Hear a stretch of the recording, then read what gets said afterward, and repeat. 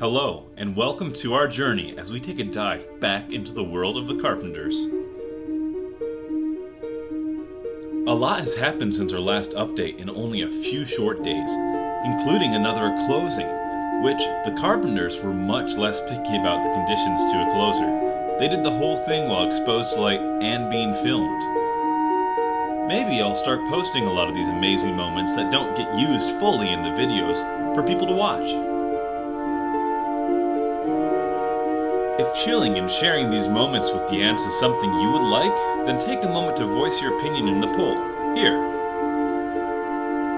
This video has lots of awesome ant-related info in store, and there might even be a big reveal at the end, so let's dig right in, shall we?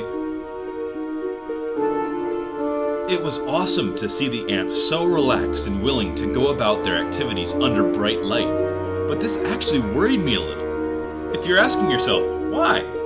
Doesn't that mean the ants can stay happy and healthy while also allowing you to get better footage? The answer to that is actually yes.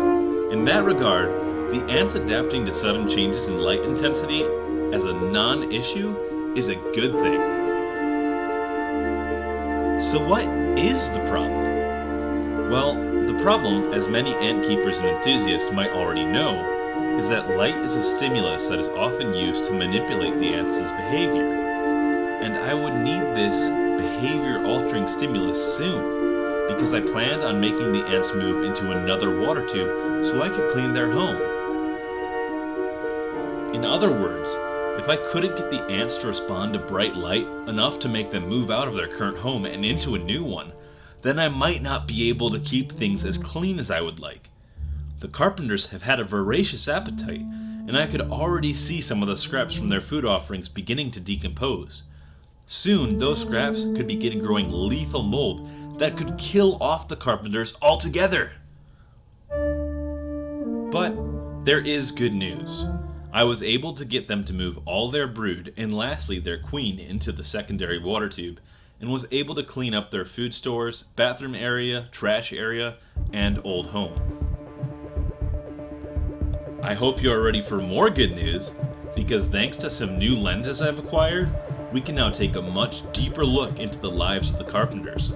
That's right, we're going macro. Check out the detail we can now capture. We can see so much! The palps, the mouth parts, the tiny sensory hairs along their bodies.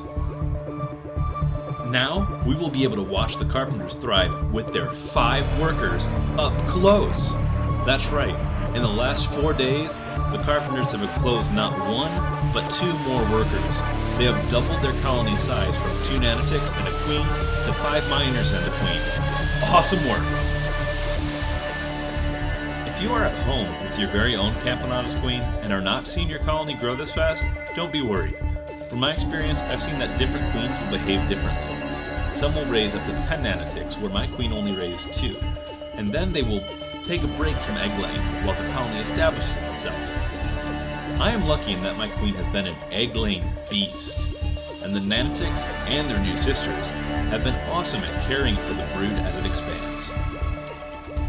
I think this colony will grow very well before they hibernate for the winter. There was something I needed to do. I removed all the ants' stored protein sources in the cleanup, and while they can do well off of just syrup and water, I like the ants to have access to protein and sugars, so they can at will decide how and when to feed their young and the others. That means that it was time to give them some fresh protein in the form of this colony's favorite meal so far, a freshly dispatched cricket. I dispatched the cricket, and, after letting some time pass to allow the cricket to become less animated, and thereby safer for the ants, I gave the Carpenters my delicious offering as a thanks for being so cooperative while I cleaned their home, which required me to, for a short time, leave the test tube portal wide open as I picked out debris. Before showing the following footage, I would like to let you, the audience, know that the cricket became much more animated when introduced to the Carpenters' home than any of the previous crickets offered to the colony.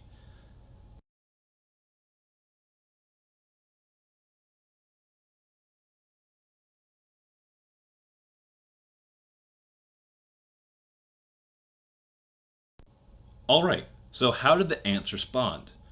With weaker prey items before, they have demonstrated a biting and grappling hunting that seemed to have the sole purpose of tiring the prey.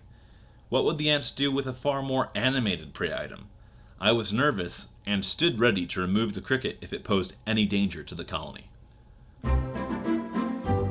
The ants inspected the invader, scouting around for other invaders or maybe even looking for where the breach in their security was. Occasionally, they took potshots at the cricket with lightning-fast strikes, but it seemed these strikes were mainly to keep the cricket from wandering too close to the queen and brood. Then, one ant took charge of the situation, not to grapple and subdue as before, but rather to reinforce their defenses.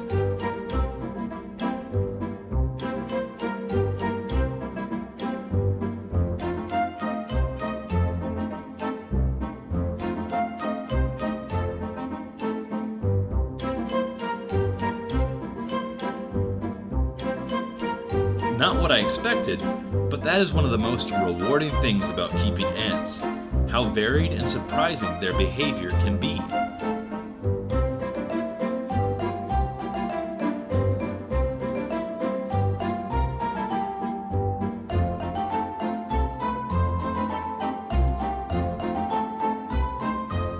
Look at her go, back and forth, selecting only the finest pieces and placing them carefully where she feels is best.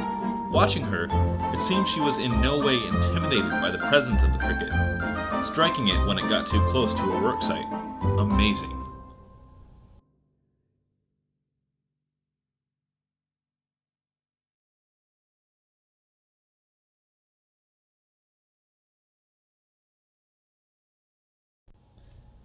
I can't wait to bring you more content following the development of this colony.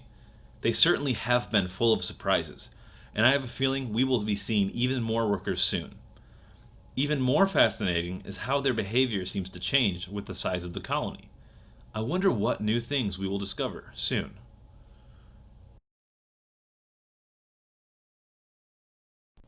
But wait, didn't I say there was a reveal at the end of this video? That's right! Coming to the channel soon will be the debut video of another ant colony. A new colony of Tetramorium ants, also known as pavement ants. These little marvels of biology are what inspired me to get a macro lens recording setup started. Because individually, workers are tiny.